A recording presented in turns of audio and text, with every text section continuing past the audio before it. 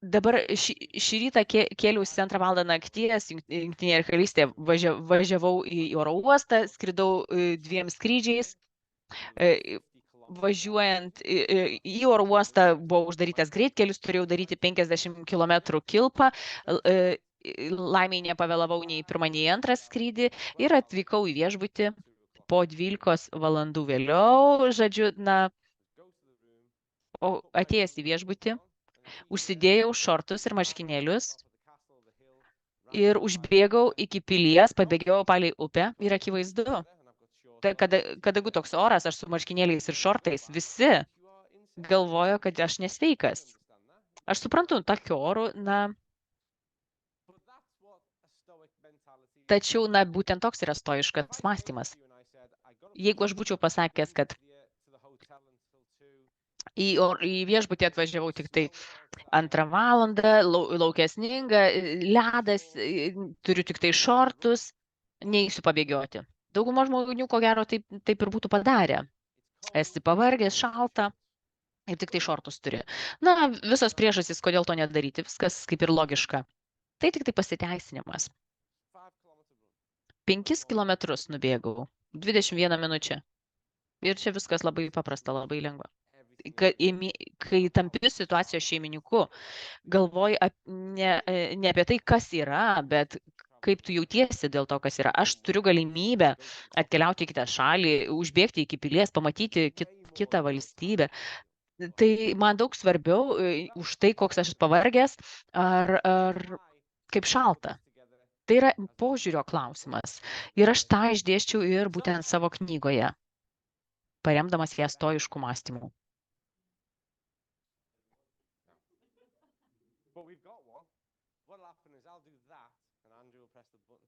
Andrew, paprašysime paspausti mygtuką.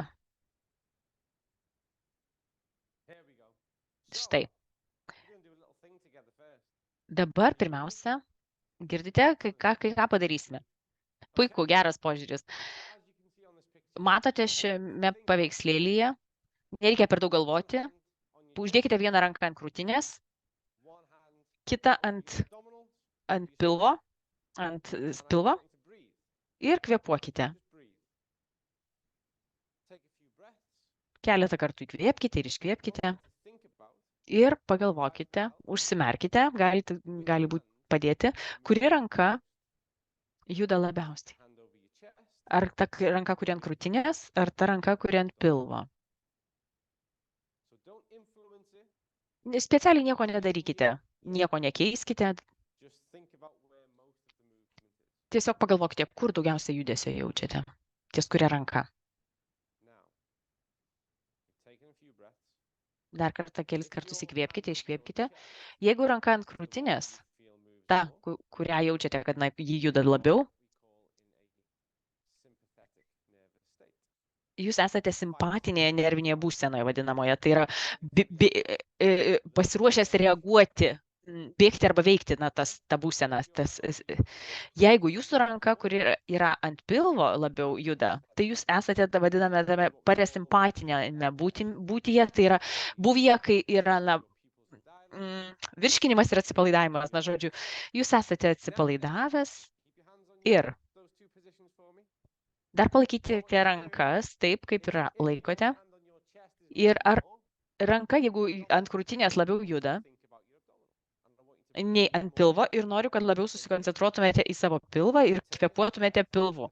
Įkvėpkite, užpilkite oru pilvą ir pagalvokite apie tą būtent oro nusileidimą žemyn. Ir jeigu jau kvėpavote pilvu, noriu, kad giliau kvėpuokite, sulėtinkite savo kvėpavimą ir tiesiog, kad įkvėpimai ir iškvėpimai būtų lėtesni.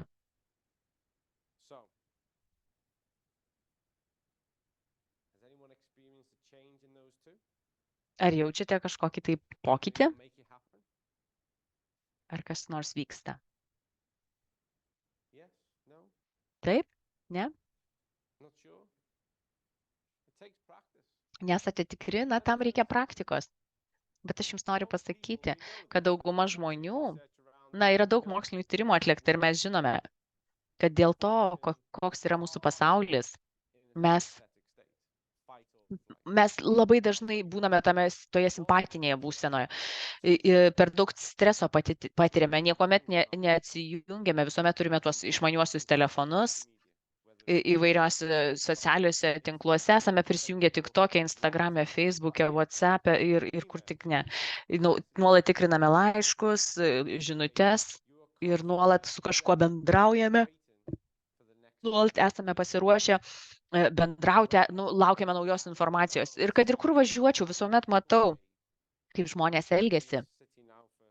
Ir dabar šiame mieste praleidau jau kelias valandas, jau čia antrą kartą lankausi ir matau tą patį elgesį čia, kokį matau ir Londone, ir Liverpoolyje, Niujorke, Gotenburge ir bet kur kitur.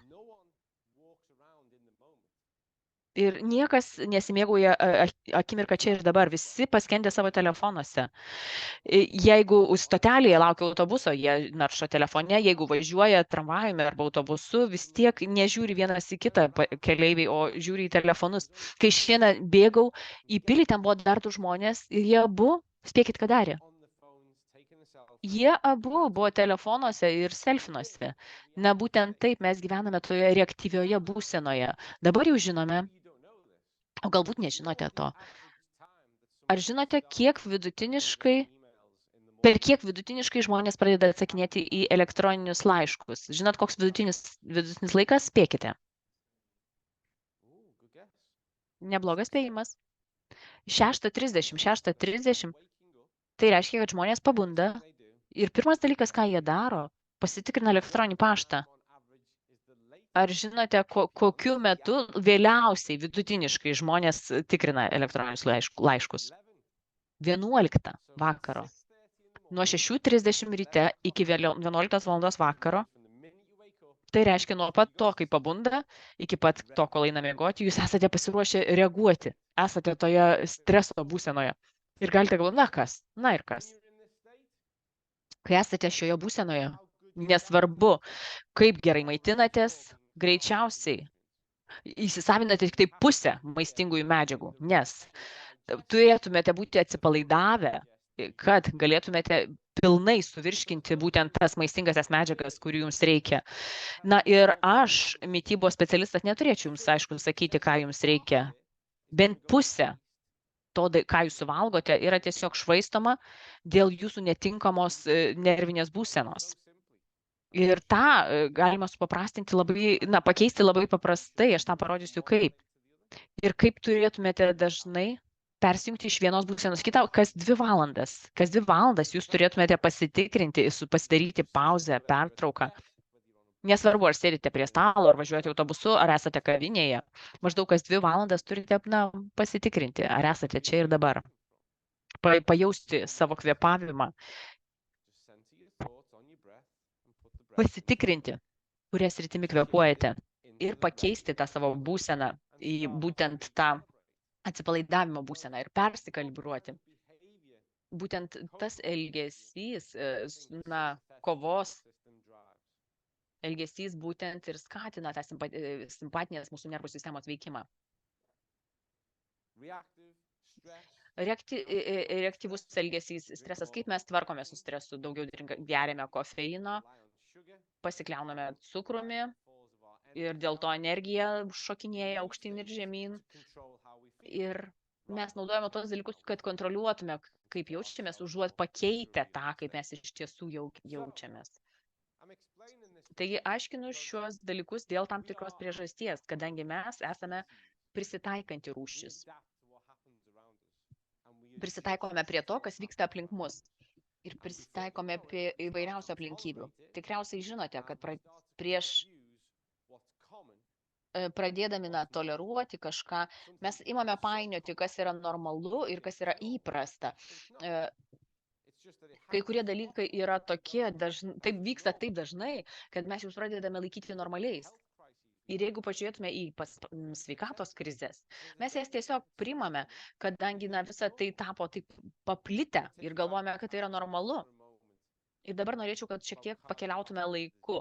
Pakalbėsime apie širdies ir kraujagyslių ligas. Dauguma žmonių dabar, aš turiu studentų, kuriems dėstau 2 universitetuose, kas met ateina naujokai ir pirmoji paskaita su manim, jiems būna, jie nieko nežino visiškai. Aš noriu išsiaiškinti, ką jie galvoja tuo metu. Ir aš tos grupės dažniausiai studentų paklausiu. Tai būna maždaug nuo 40 iki 200 studentų ir aš jų, paklausiu. Širdies ir kraujagyslių ligos. Ar visi žinote, kas tai yra? Ar jūs žinote, kas tai yra? Kiek žmonija kenčia nuo tų ligų? Kiek laiko tai yra jau išties svarbi problema žmonijai? Reikšminga problema. Ar kas nors gali pasakyti? Kitų atsakymų? Visi galvojate, kad maždaug prieš 70 metų niekas neturėjo problemų su širdies ir kraujagyslių lygomis.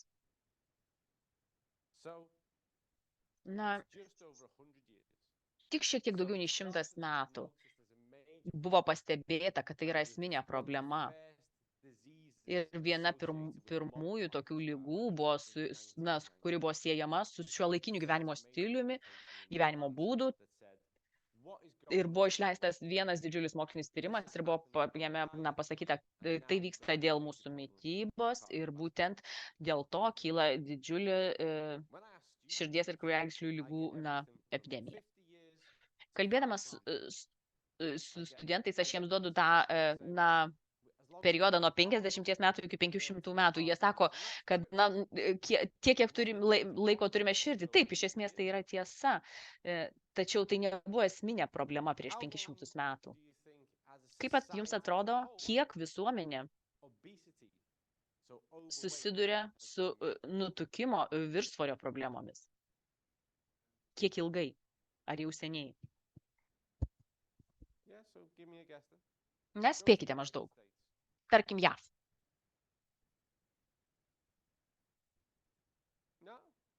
Niekas nenori spėti? 35 metus. Prieš 35 metus tai tapo jau labai svarbia problema. Ir mes nelabai stipriai atsiliekame nuo JAV, turiu pasakyti.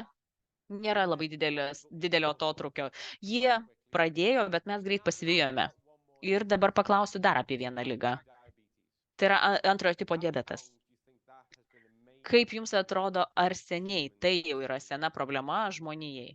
Būtent antrojo tipo diabetas. 10 metų? Taip, prieš 10 metų antrojo tipo diabetas buvo įvardytas kaip pandeminio lygio susirgimas. Kiek žmonių šiame kambaryje esate susidūrę su širdies ir kraujagyslių lygomis? Kiek iš jūsų žinote kažką, pažįstate kažką, kas yra nutukęs, turi viršsvorį?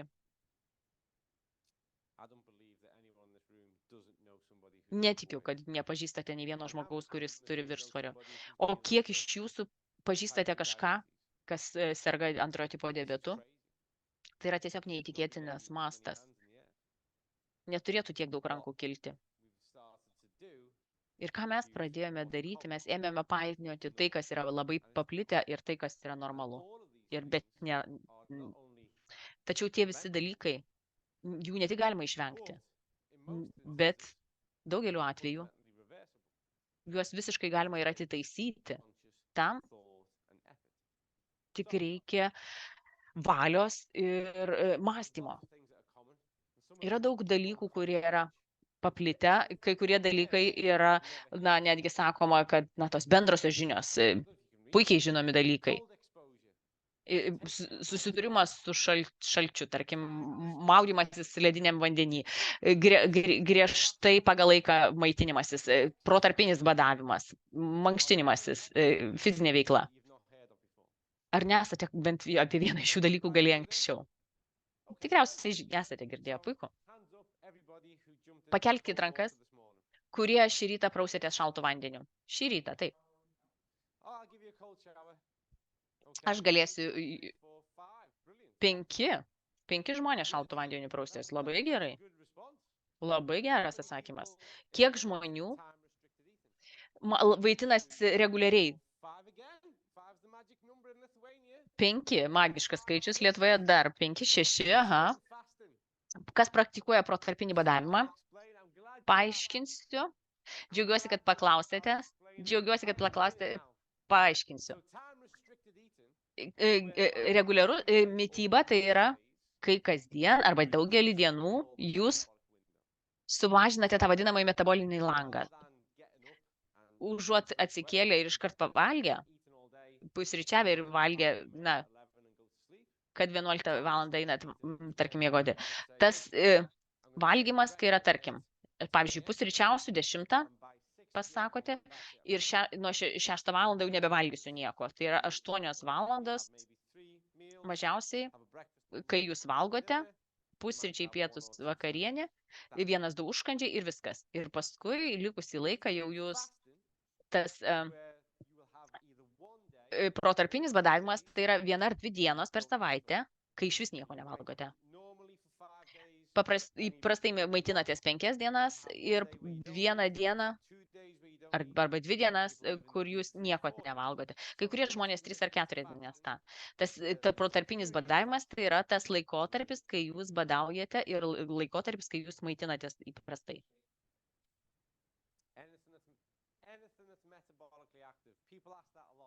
Žmonės dažnai užduoda tą klausimą, kas yra laikoma tuo protarpiniu badavimu ir kas ne. Ir galite gerti vandenį. Galite vartoti kažkokius adaptogenus, pavyzdžiui, mėtų arbatą, bet ne kavą. O kalbant apie tą mitybą tam tikromis valandomis, tai gali žmonės gerti ir juodą kavą, pavyzdžiui. Juoda kava aktyvuoja fermentus, tam tikrus receptorius mūsų. Aš su tuo ne visiškai sutinku. Aš manau, kad kofeinas sąveikauja su mūsų žarnynu ir nėra labai tinkamas, tačiau kalbant apie protarpinį badavimą, tomis dienomis, kai nieko nevalgote, galite gerti vandenį, kaip ir sakiau, kai kurie žmonės geria kavą, tačiau iš tiesų tai turėtų būti tik tai vanduo.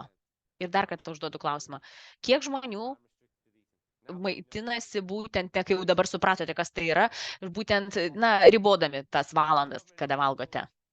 O kiek iš jūsų praktikuoja tą protarpinį badavimą? Nei vienas.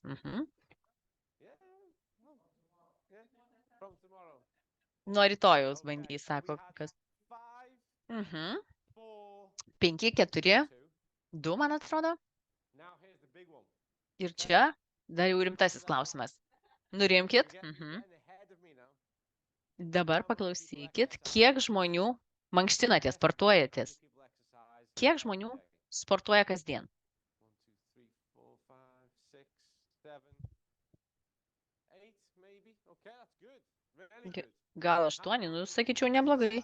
Kiek žmonių sportuoja, dažniausiai, beveik visas dienas?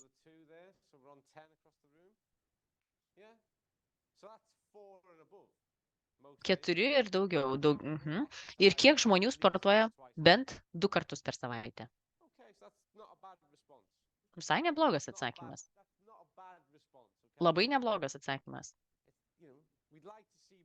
Norėtume, žinoma, daugiau pamatyti žmonių pirmoje grupėje, tačiau atsakymas apskritai neblogas. Esu skaitęs paskaitas ir daugelį kartų paklausęs šio klausimo, nei vienos rankos nematau salėje. Žmonės viską žino apie tai. Taip. Mes dar šiek tiek čia laiko praleisime. Prieisime prie sporto dalies. Taigi žmonės šios dalykus puikiai žino. Reikia galbūt šiek tiek paaiškinti apie tą protarpinį badavimą. Jūs puikiai žinote, ką reiškia maudynė šaltame vandenyje, ką reiškia tas valgymas tam tikromis tik valandomis. Ir visi žino, ką reiškia sportuoti. Ta tai tikrai visi žino. Tačiau ne visi tą praktikuoja. Arba nepakankamai dažnai. Visi viską žinome apie tai, tačiau ne visi tą darome. Ir tik jūs žinote, kodėl to nedarote. nėra teisinga spėlioti, kodėl, tačiau jūs tikrai patys žinote. Galbūt galvojate, kad darote pakankamai, galbūt jūs turite užsibrėžę kitokį slenkstį, normą tą, bet jūs klystate, sportuoti reikia kasdien. Ir tarkim, o kaip atsigauti, o jeigu tenai stipriai sportuoji, tai gal vis dėlto reikia organizuoti atsigauti. Labai, labai abejoju, kad per daug sportuojate. Susidūrimas su šalčiu. Kodėl tą reikėtų daryti? Kodėl mes sąmoningai turėtume šokti į ledinį vandenį arba sumažinti iš dušo temperatūrą? Kodėl? Dopaminas, taip. Bet dopamino galima gauti ir suvalgius šokoladuką. Tai kodėlgi lipti į šaltą vonę? Atsiprašau, komentarų iš auditorijos negirdžiu. Taip, galima į šaltą, į karštą, į šaltą, į karštą, taip. Bet kodėl? Kodėl? Taip, dopaminas. Tačiau kodėl tą reikėtų daryti būtent taip? Mes vystomės kartu su planeta. Nesvarbu, kiek laiko jūs galvojate, kad mes esame čia toje planetoje, čia ne mano reikalas. Dauguma žmonių tikriausiai sutinkat, bet jau 2000 metų mes čia esame. Aš galvoju, kad gal prieš 6 milijonus metų mes jau čia atsiradom. Ir daugybė rūšių jau gerokai seniau vystėsi ir buvo šioje planetoje. Tačiau, jeigu jūs galvojate, kad apie 2000 ar 4000 metų, man ir tinka tas atsakymas. Tai kad taip mes gyvename mažiau nei 100 metų ir visas mūsų kūnas labai sparkiai prisitaiko. Ir mes prisitaikome prie būtent planetos pokyčių, prie skirtingos aplinkos, prie oro pokyčių. Ir tai prisitaiko į mūsų imuninę sistemą ir mūsų virškinimo sistemą. Ir mes visuomet prisitaikome pozityviai. Tai mums leidžia išgyventi. Kai susidurėme su dideliu šalčiu, yra tam tikri aspektai su tuo susiję. Pirmas jų, kad tai yra sunku. O iš sunkių dalykų nereikia daryti, tiesa. Visuomet ieškome komforto juk. Kitas dalykas, šokas, kurį gauna mūsų sistema dėl tokios staigaus pokyčio, taip padeda išsiskirti dopaminui, padeda perkrauti endokrininę sistemą, virškinimo sistemą. Visa sistema iš naujo tarsi persikrauna. Ir kai tą darome kasdien, iš tiesų tą sistemą, restartuojame, paleidžiame iš naujo kasdien. Ir moksliniai tyrimai nuolat, aš turiu net 2 doktorantūros studentus, kurie konkrečiai nagrinėja šią temą. Ir kiekvienas tyrimas įrodo būtent šalto vandens naudą. Ir kai darom tą pakankamai dažnai, pradedame matyti pagerėjimą. Kai darome daugelį dienų tą, galbūt ne kasdien, iš tiesų pradedame moduliuoti, pakeisti savo biochemiją ir savo kūnus. Pirmiausia, ką pajaučiame, tai geresnis miegas, mažiau skausmų ir trečias labai svarbus dalykas, mažiau peršalimo ligų, kosulių, slogų ir galvos skausmo. Nes imuninė sistema persikrauna taip pat. Matome didžiulį fiziologinį sisteminį pokytį. Susidūrus su šalčiu, tą reikėtų daryti kasdien. Antrą nakties, šią naktį turėjau keltis. Ar galvojat, kad aš varginausi iššokti į šaltą vonę? Kaip galvojat? Taip, ir aišku, labai nenorėjau. Bet tada, kai nenorite, tada reikia, nes reikia išmokti tą prisiversti. Aš taip, laukia šalta, laiko neturiu, reikėjo iššokti į tą. Nenorėjau prikratinti kaimynų rėkdamas. Tačiau reikia rasti savo kelią ir būtent tik tai reguliariai veikdami mes pasiekėme rezultato. Valgymas tam tikrų laikų.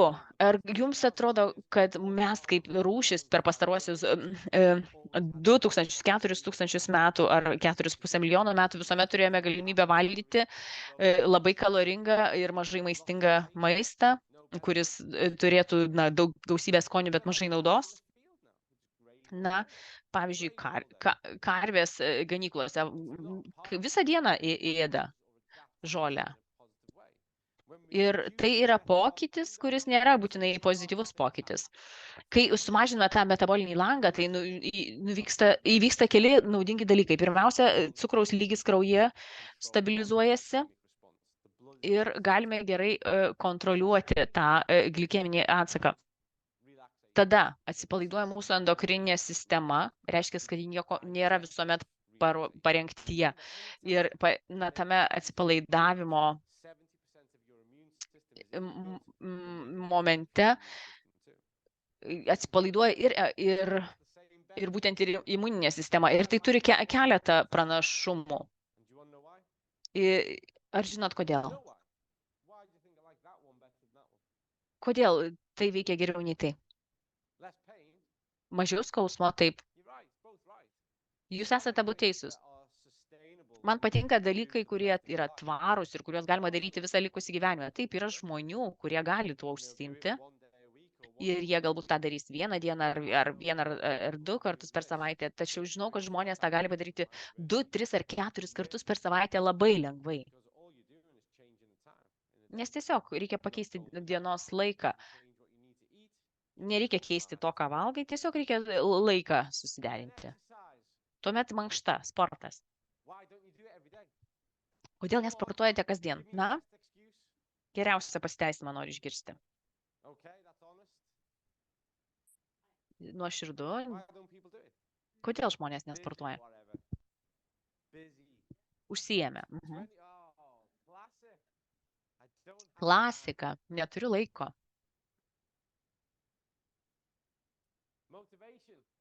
Motyvacija. Taip. Aš netikiu motyvaciją. Aš pakankamai lengvai įveikiau šitą klausimą šioje knygoje.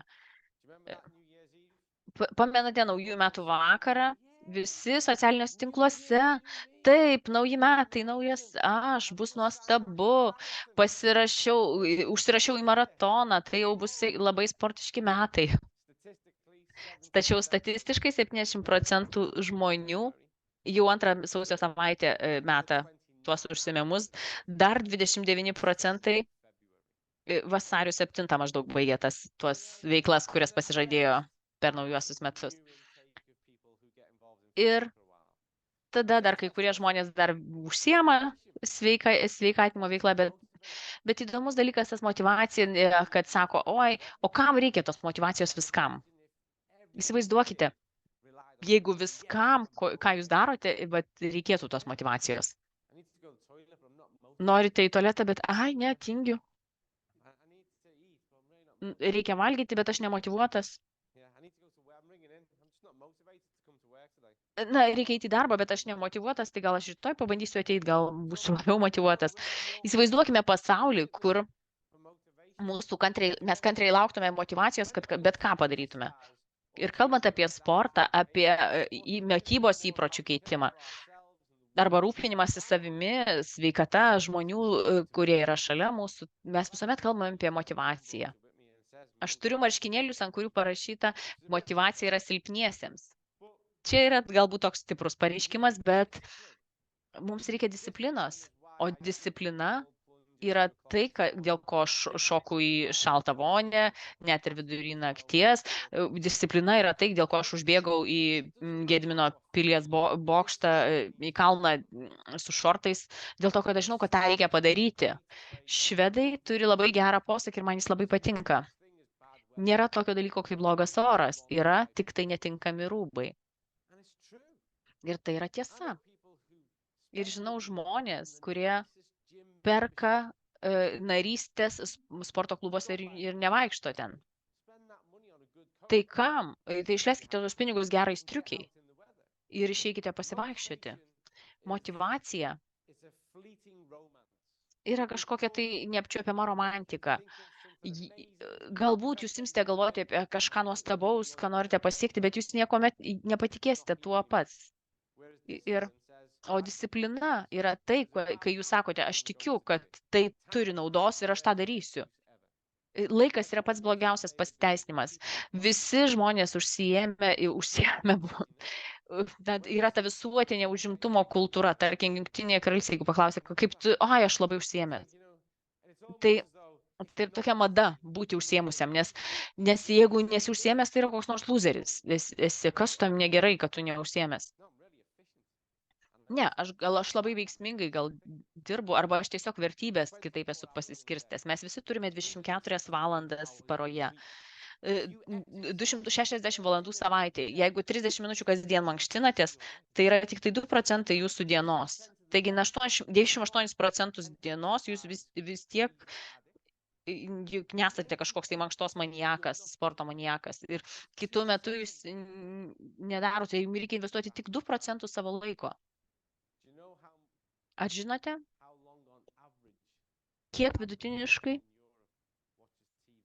žmogus žiūri televizorių per dieną?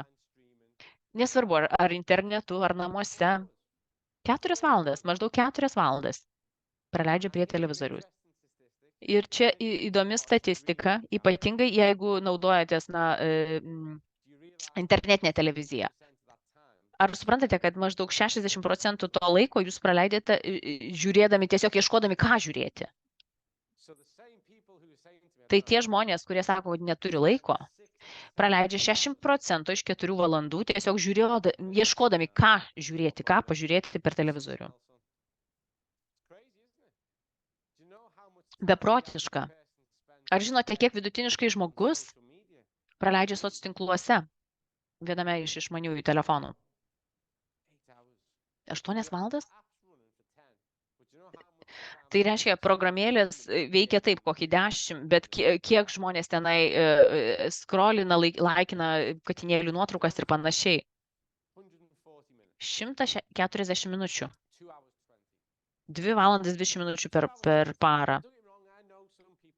Žinau, kai kurie žmonės taip, vietoj televizoriaus tiesiog scrollina telefonuose. Tačiau, jeigu tą laiką visą susumuotume, tai dar maždaug potencialios 6 valandos, kai žmonės sako, kad neturi laiko. Netikiu jūs, kai sakote, kad neturite laiko. Netikiu tuo, kai žmonės sako, kad neturi laiko. Niekuomet netikiu. Visuomet galima rasti laiko. Galbūt. Rasti taip. Jis nėra kažkur ten užkritęs už sofos ar nesislepia po lova, po stalu. Tačiau, žinot, nepasakyti, kad nebus taip, kad aš atradau tą laiką. Reikia susikurti tą laiką, reikia nuspręsti, kad norite skirti tą laiką tam, kas jums svarbu. Ir turite susiburti aplink save bendruomenę, kad žmonių, kurie žinotų, kad jūs vertinate laiką būtent taip. Ir, tarkim, aš turiu išeiti pabėgioti, turiu nueiti pasportuoti ir žmonės žino, kad aš taip. Ir būtinai turiu rasti laiko pabėgioti. Tai nėra dėrybų klausimas. Tai yra labai svarbu. Ir tai nėra kažkoks labai didelis prašymas. Tai turite tiesiog jausti to vertę. Aš atgalvau, kad spaudinėju čia tuos mygtukus. Nepatogumas veda į priekį mūsų DNR. Jau kalbėjome apie tuos dalykus, kurie leidžia mums jaustis labai patogiai. Tačiau, kad reikia susikurti to laiko, reikia pripažinti, kad motyvacijos visuomet trūks, reikia imtis disciplinos, reikia pripažinti, kad teks išeiti į šaltį, kai galbūt galite šiltai sėdėti. Taip, visa tai yra iššūkiai. Ir atrodo, kad nelengva tą parduoti, ypač kai kas nors parduoda knygą, kurioje sakoma, kad viskas, ką jums reikia padaryti, tik tai 6 dienas per savaitę sportuoti ir, žodžiu, turėsit six-packą ir nuostabiai atrodysit ir visi draugai pavydės.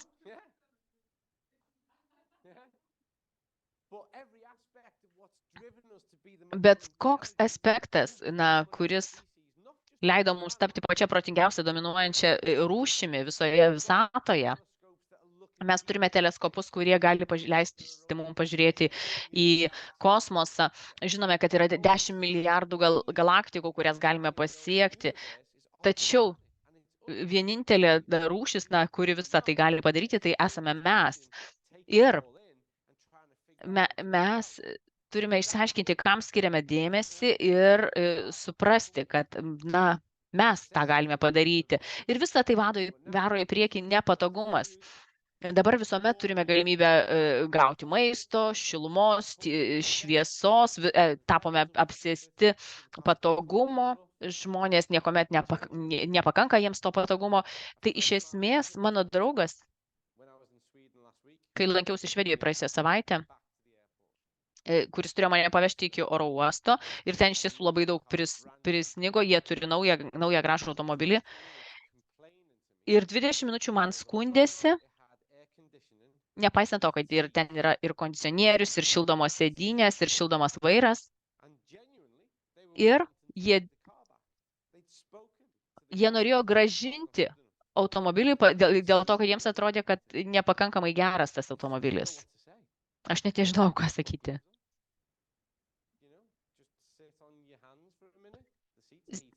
Pasėdėkit minutę ant rankų ir sušyla sėdynė. Ir mes tapome iš tiesų apsėsti komforto. Kliūtis yra, nežinau, ar žinote šią knygą, tačiau kliūtis atveria kelius. Tai, žinote, galbūt reikia rekomendacijų, kaip struktūruoti savo fizinę veiklą, savo sportą, savo mitybą. Ir kad tam visai nereikia motyvacijos. Tačiau aš čia dar papildžiau ir visokiomis mintimis iš savo stoiškos filosofijos skaitinių. Markas Aurelijus, jeigu nežinote, kas jis buvo, tai jis buvo Romėnų imperijos valdovas, buvo pats galingiausias žmogus tuo metu. Ir jis parašė knygą apie meditaciją. Tai buvo jo asmeninis pamąstymai. Ir toje knygoje jis svarsto. Jis žinojo, kad vieną mūšį jis greičiausiai pralaimės. Ir prieš vakarą prieš tai jis rašo, kad kliūtis ir iššūkiai atveria kelius. Mes turime padaryti tai ir padaryti tai, kas yra nepatogu, kad pasiektume ir užsitikrintume tai, ko mums reikia. Ir tai yra tiesa. Tai, ko nenorite daryti, dažniausiai yra tas dalykas, kuris yra labiausiai jūsų interesus tenkinantis dalykas. Taip, reikia pripažinti, kad yra sunku, bet vis tiek padaryti. Tuoj patikrinsiu laiką. Kiek dar liko? 15 minučių. 15. Šiek tiek ilgiau užtruksim. Bet aš pasistengsiu greičiau. Tai pirmiausia, mąstymas. 4 fazės, kurias surašiau šioje knygoje. Mąstymas, maistas, judėjimas ir raumenys. Mąstymas. Atskaitomybė.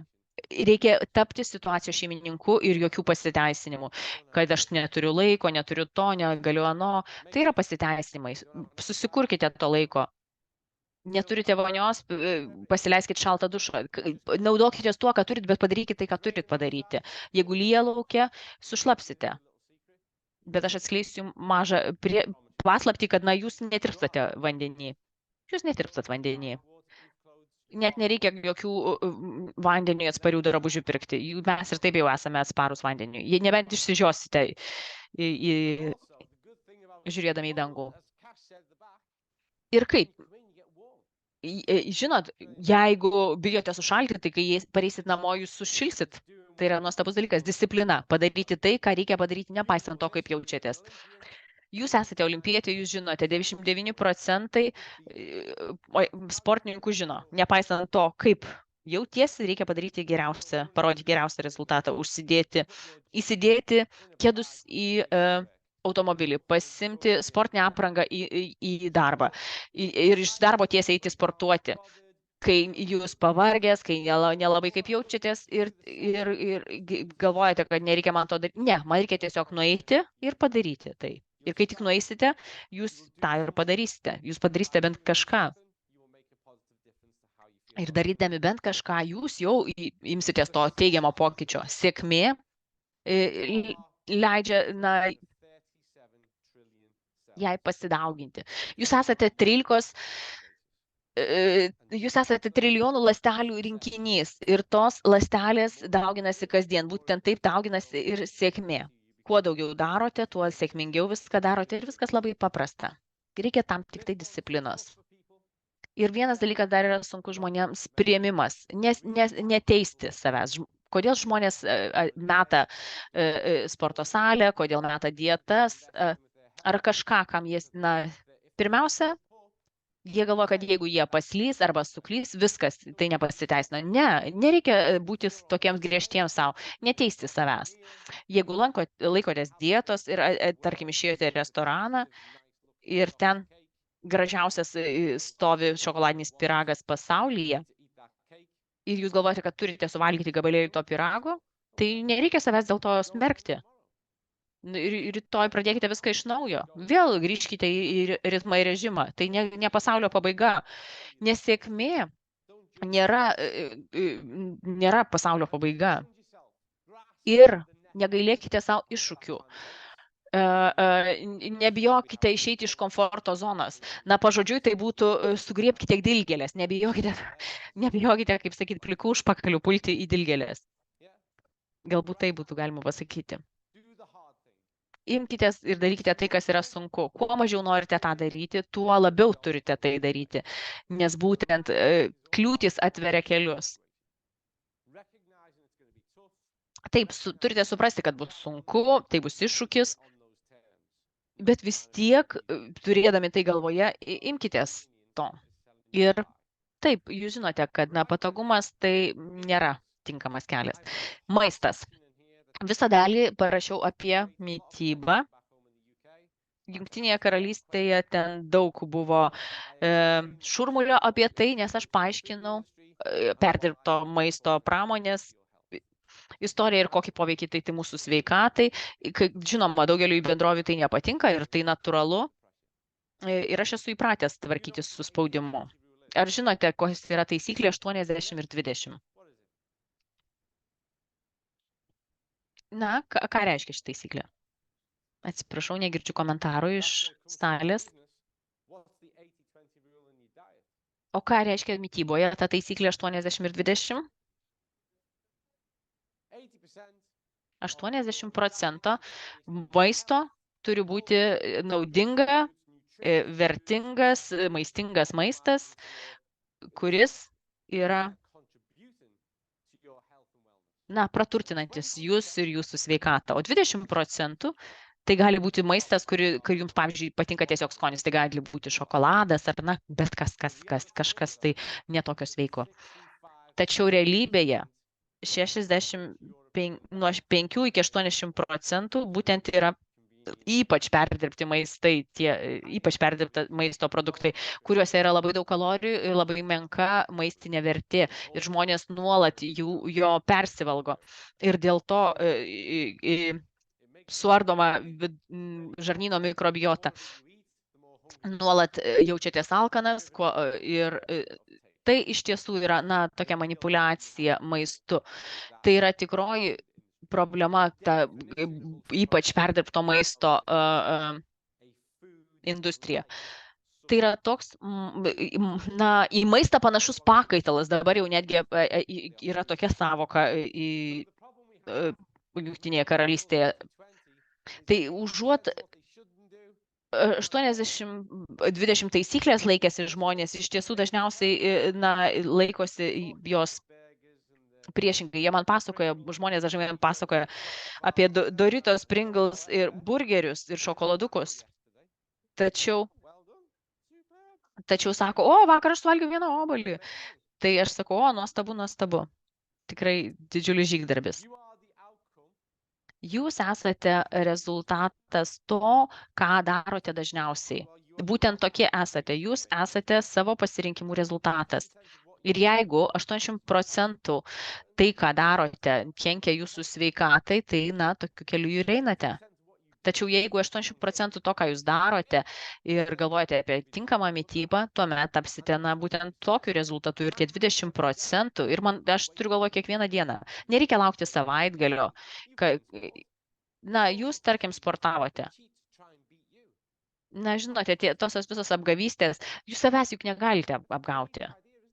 Tai yra tokia kvaila mintis, tos vadinamos, na, cheat days, kai galite atseit kimšti tą visą šlamštmaistį ir gerti alkoholį, nes jūs tiesiog turite tą vadinamą cheat day.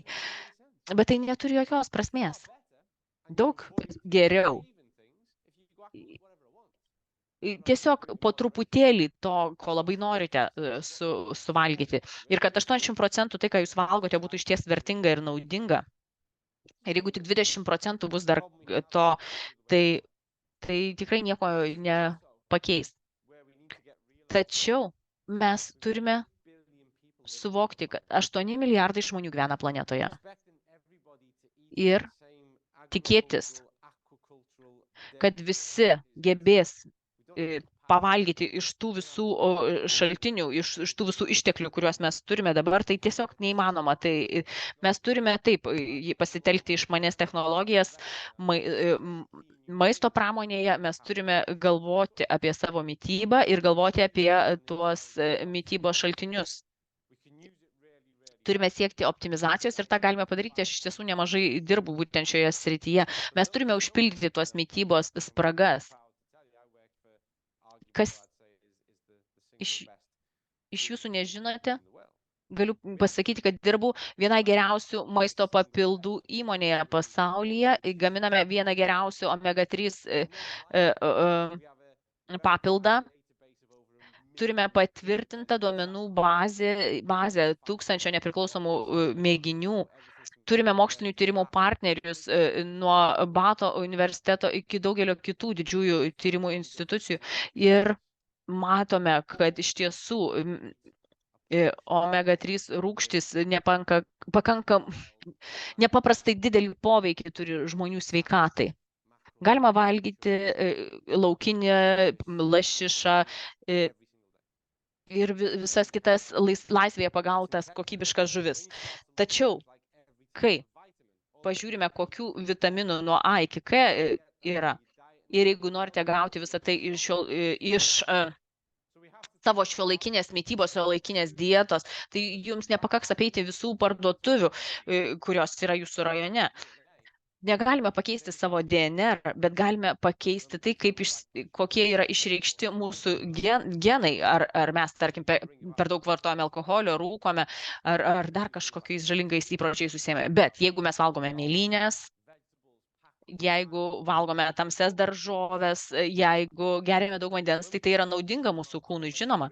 Ir jeigu pakankamai dar vartojame omega-3, tai tos visos mūsų kūno ląstelės yra pačioje geriausioje būsenoje ir jos yra pasiruošę pritraukti tas maistinės medžiagas. Ir mums reikia sumažinti tą metabolinį langą. Pasirinkite arba maitinimasis tik tam tikromis valandomis, arba protarpinis badavimas.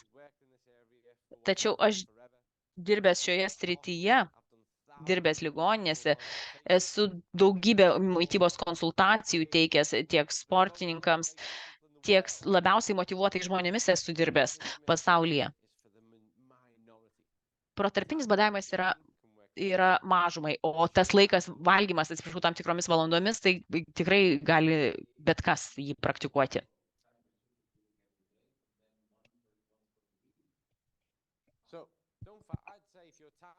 Aš sakyčiau, jeigu jūs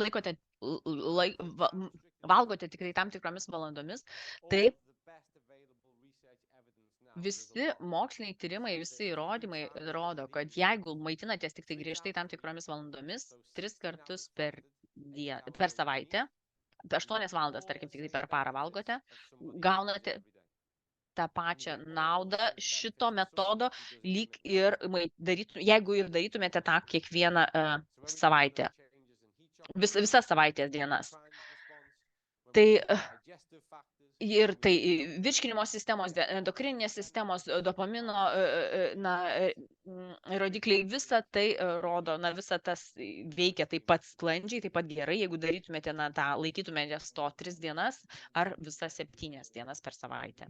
Atsiprašau, bet negirdžiu klausimų iš auditorijos.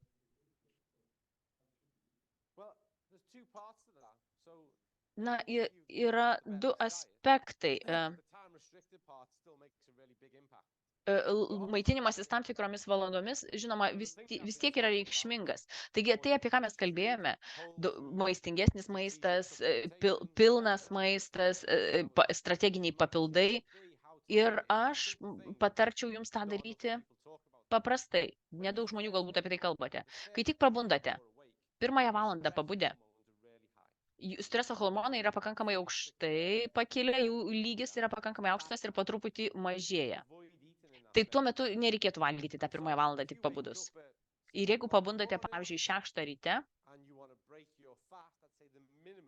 ir ne anksčiau 7 reikėtų, tačiau jeigu, sakyčiau, gal 10 netgi, išgerkite vandens, atidėkite tą valgymo laiką, kiek galite vėliau. Ir suaugę tikrai galite pabūti alkani, jūs tikrai nuo to nenumirsite. Mes esame, žinote, siejame savo emocijas su tuo buvimu alkaniems, bet ne, viskas tvarko, reikia tik valdyti savo emocijas. Tai atidėkite tą valgymą iki 10. Ir, pavyzdžiui, kai pabandysite tą padaryti 1 ar 2 kartą, tai taps ne tik tai paprasta, bet ir gerokai malonu, jūs jausitės lengvesnis kurį laiką. Tai atidėję tą valgymą iki 10, pavalgę 10, tada valgyti pietus, pavyzdžiui, kokią po 3-4 valandų ir būkite tikri, kad vakarienė būtų ne vėliau nei 6. Ir tai, prašau, 8 valandos, per kurias jūs valgote, o likusios paros valandos yra, kada jūs nevalgote. Ir kasdien tą 1 valandą, žodžiu, pavėlinkite savo pusryčius.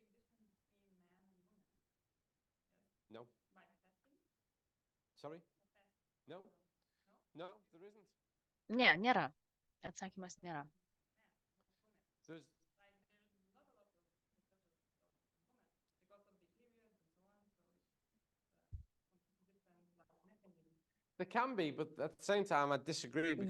Gali būti, bet aš sakyčiau, kad nesutinku, nebent labai aktyviai sportu užsiema.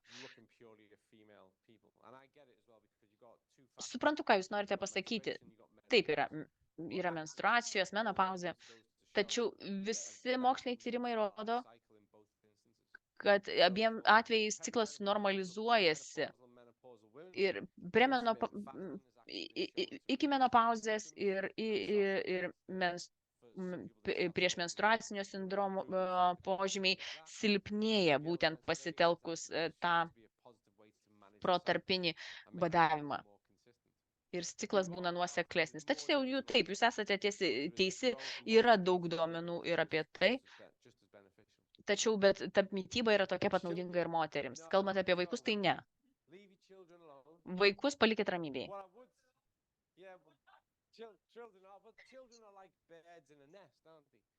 Vaikai, žinot, jiems reikia maisto nuo pat tos akimirkos, kai gimsta. Atsiprašau, kad šiek tiek užtempiau. Kai aš kalbu medicininėmis temomis, man dažnai tenka skaityti medicinės paskaitas. Kalbu su įvairiausiais specialistais, su pacientais, su slaugytojais ir tėvais ir aš visuomet primenu, kad iki 2002 metų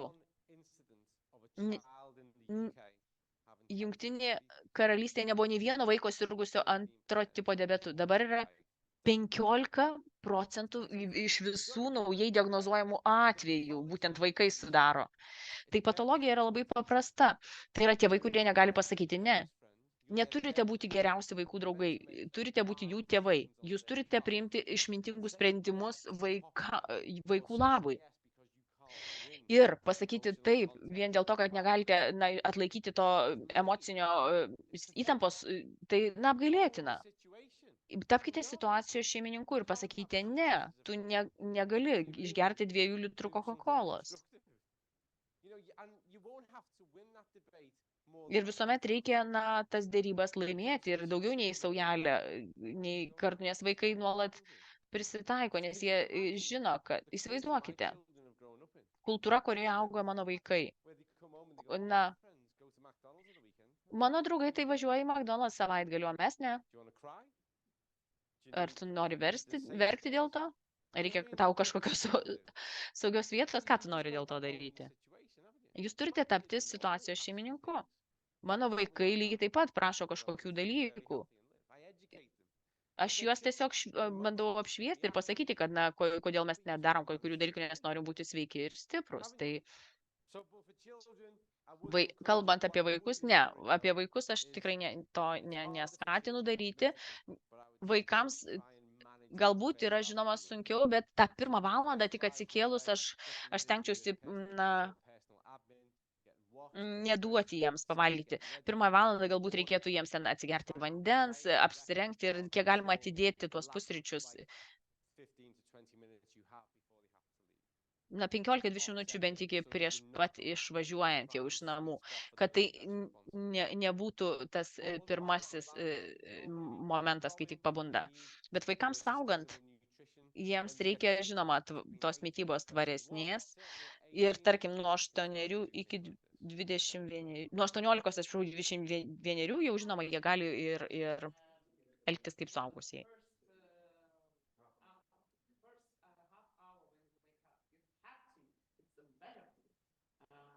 Here in Lithuania, everybody suffers. It's the most important first hour, and then you have to.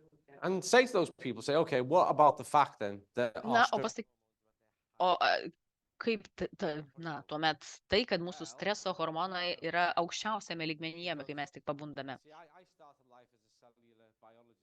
Aš pradėjau savo gyvenimą, dirbdamas ląstelių biologų. Tada perėjau prie klinikinių tyrimų, prie chronobiologijos ir mitybos. Visi tie dalykai atėjo vėliau. Dabar yra daug žmonių, kurie sako, aš domiuosi mitybą, keletą kursų internete palankiau, bet nei vienas jų nesupranta nei patologijos, nei fiziologijos, nieko iš šitų dalykų. O aš dėstau universitete ir dažnai mane kviečia diskutuoti šiomis temomis ir sakau, o kaipgi tai ar tai? Net ir jeigu mes žinome dalykus tokius kaip kortizolis, aukštas jų lygis, cirkadinis organizmo ritmas, kodėl reikėtų tą daryti, vieną ar kitą dalyką. Būtent aš taip diskutuoju ir dažniausiai jie negali pasakyti kažkokių tai kontraargumentų. Ir jie tiesiog tą patį dalyką kartoja kitiems. Ir jeigu konsultuojate žmonės dėl kažko, jūs turite tikrai gerai žinoti, o nesakyti, kad kažkur tai perskaityti. Tai jūs turite aktyviai tuo domėtis ir žinoti. Tai yra daug dalykų, iš kurių mitybos specialistai tiesiog bando pasipelnyti, bet neturi pakankamai gilių žinių.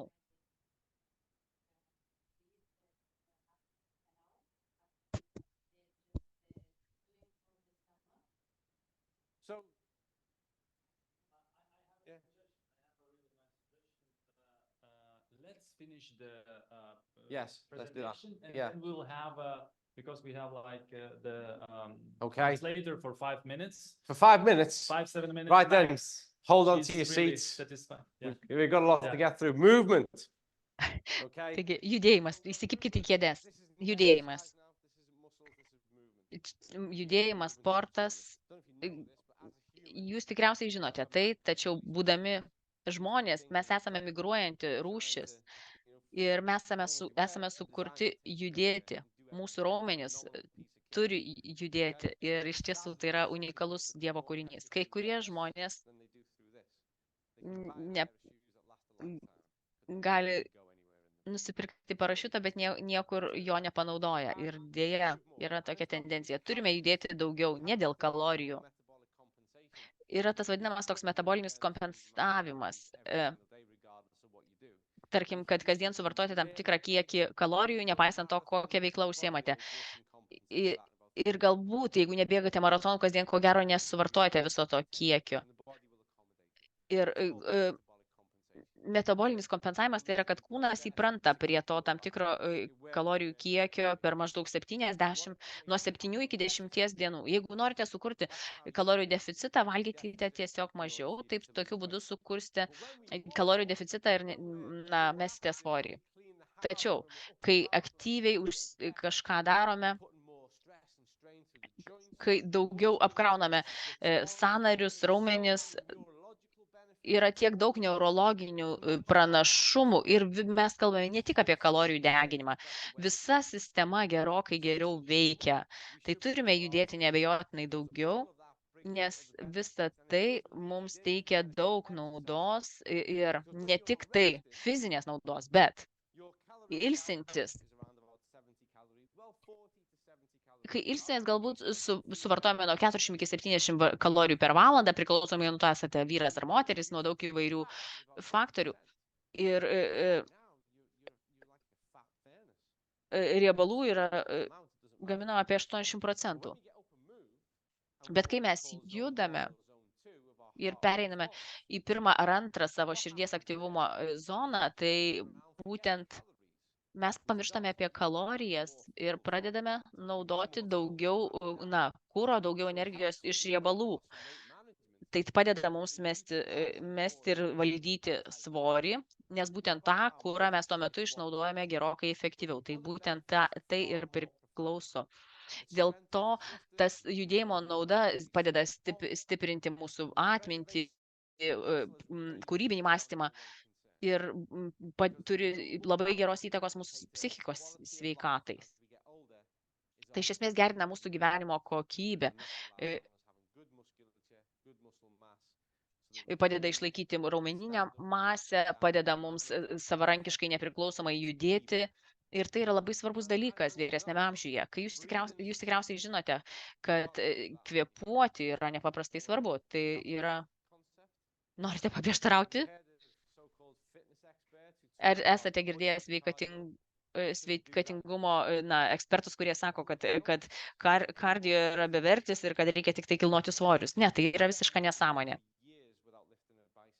Galite metų metus nepakelti nieko bicepsų, bet nekvėpavę mes negalime būti. Ir kuo efektyviau mes galime kvėpuoti, tuo yra geriau. Kai buvo COVID-as, žmonės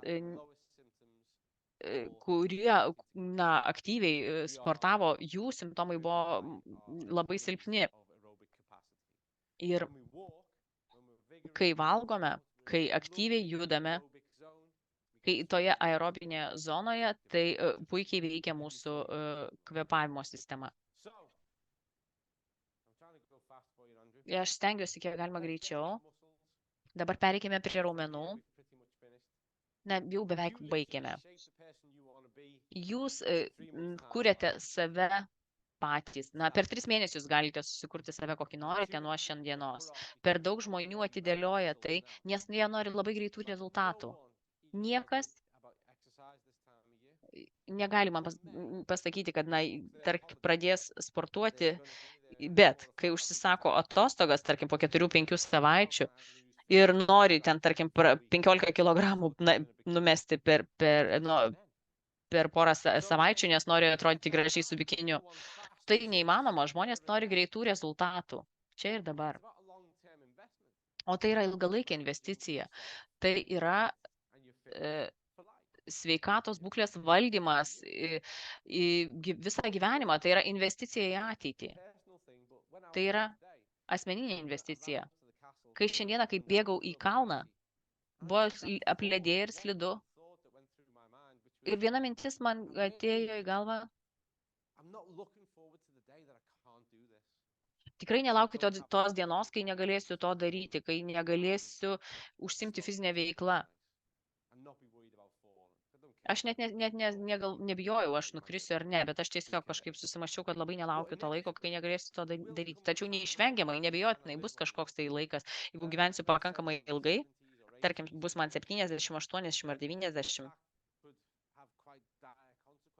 Ir tai gali turėti tam tikrų reikšmingų pasekmių. Tačiau aš esu optimistas. Galbūt, jeigu ir toliau aktyviai sportuosiu, galbūt 90 vis dar galėsiu į kalnus bėgioti, kas žino. Aš galėsiu eksperimentuoti, gyvendamas. Bet tačiau mes visi taip turėtume mąstyti. Taip, kaip gyvename dabar, turime galvoti, kad tai nulems mūsų ateitį.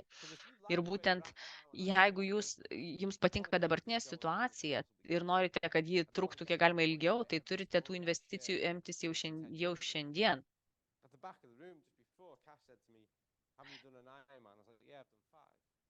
Ir visai nesvarbu, kad jūs jau sudalyvavote 5 Ironmanuose. Svarbu yra tik tai, kas bus ateityje. Tas yra svarbiausia. Mes visi turėtume žvelgti tik į ateitį. Tai jūs kuriate save, nėra geresnio būdo sportuoti. Ir žmonės anksčiau pas gydytojus klausdavo, koks yra geriausias sportas, tai gydytojai sakydavo, kad plaukimas. Nežinau, bet jeigu žmogus nemoka plaukti, plaukimas, žinot, gali, jeigu mokate taisyklingai plaukti, taip, tai yra puikus sportas, bet jeigu ne, tai ar esate buvę baseinė, kur žmonės nemoka plaukti ir jie tik tai iškišę galvas bando imituoti plaukimą? Nesu įsitikinęs, kad tai yra kažkokios naudos atneša toks plaukimas, nepaisant to. Tačiau taip, plaukimas, jeigu mokate jį daryti techniškai, tai či, šokiai, pilates, joga,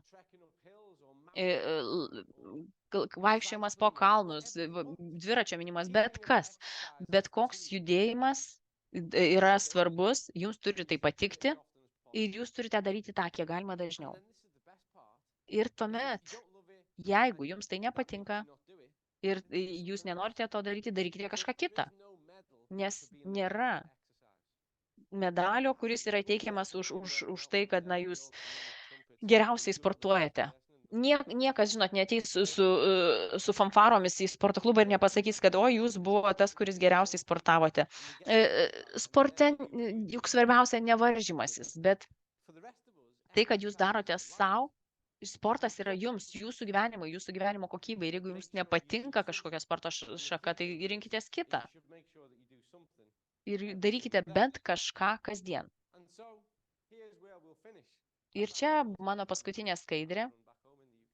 Čia yra nuotrauka iš sporto salės, kuriai aš vadovauju Jungtinėje karalystėje.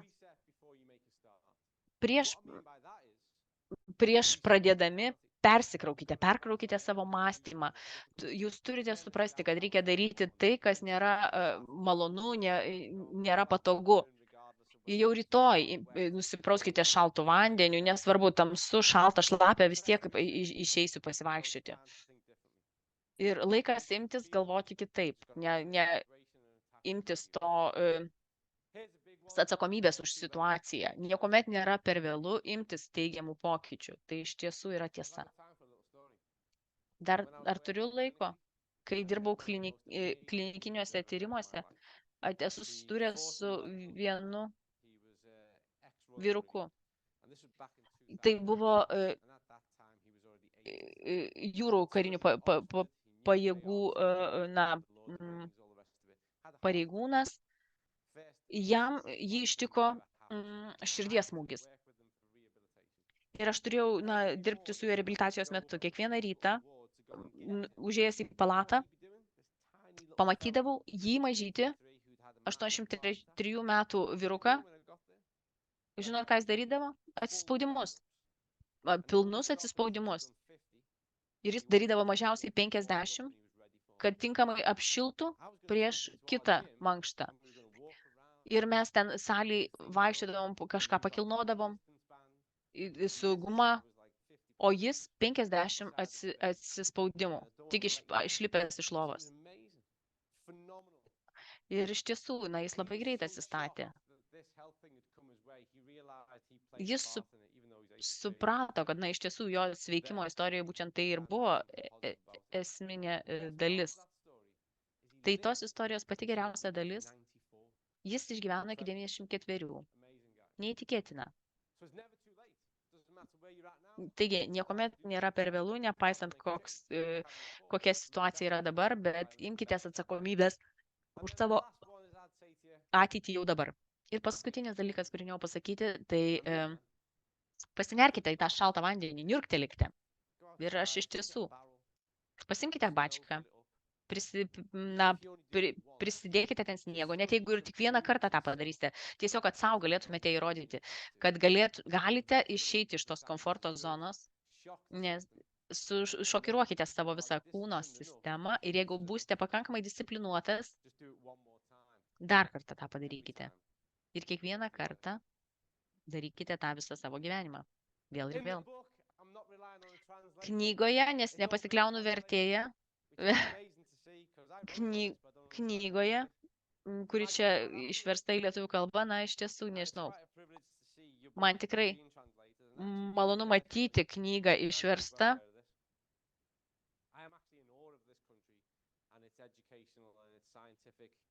Ir tai yra iš tiesų, na, tas mokslinis toks dalykas, kuris iš tiesų turi didelę įtaką kultūrai ir kalba. Pirmoji kalba, į kurią išversta mano knyga, yra į lietuvių kalbą, tai man tikrai didelė garbė.